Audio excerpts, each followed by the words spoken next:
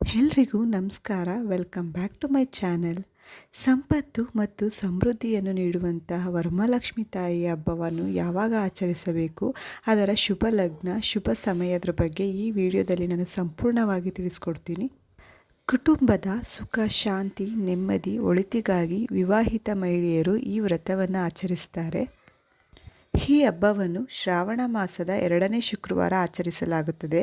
ಅಂದರೆ ಹುಣ್ಣಿಮೆಗಿಂತ ಮುಂಚೆ ಬರುವ ಶುಕ್ರವಾರ ಈ ವ್ರತವನ್ನು ಆಚರಿಸ್ತೀವಿ. 2026ರ ವರಮಹಾಲಕ್ಷ್ಮಿ ಹಬ್ಬವು ಆಗಸ್ಟ್ 21 ಶುಕ್ರವಾರದಂದು ಬಂದಿದೆ.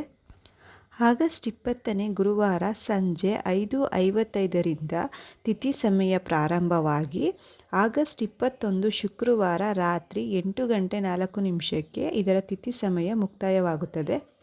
ಆದ್ದರಿಂದ ಆಗಸ್ಟ್ 21 ಶುಕ್ರವಾರ ಈ ವ್ರತವನ್ನು ಮಾಡಬೇಕಾಗುತ್ತೆ.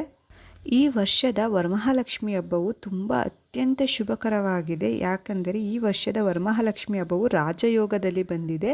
ವರಮಹಾಲಕ್ಷ್ಮಿ ಹಬ್ಬದ ಪೂಜಾ ಸಮಯ ಯಾವುದೆಂದರೆ ಸಿಂಹ ಲಗ್ನ, ಬೆಳಿಗ್ಗೆ 6:10ರಿಂದ ಪ್ರಾರಂಭವಾಗಿ 8:20ಕ್ಕೆ ಮುಕ್ತಾಯವಾಗುತ್ತದೆ. ಈ ವಿಡಿಯೋ ಇಷ್ಟ ಆದಲ್ಲಿ ಪ್ಲೀಸ್ ಲೈಕ್ ಮಾಡಿ, ಶೇರ್ ಮಾಡಿ, ಕಮೆಂಟ್ ಮಾಡಿ, ಹಾಗೆ ಚಾನಲ್ನ ಸಬ್ಸ್ಕ್ರೈಬ್ ಮಾಡೋದನ್ನ ಮರಿಬೇಡಿ. Thank you for watching.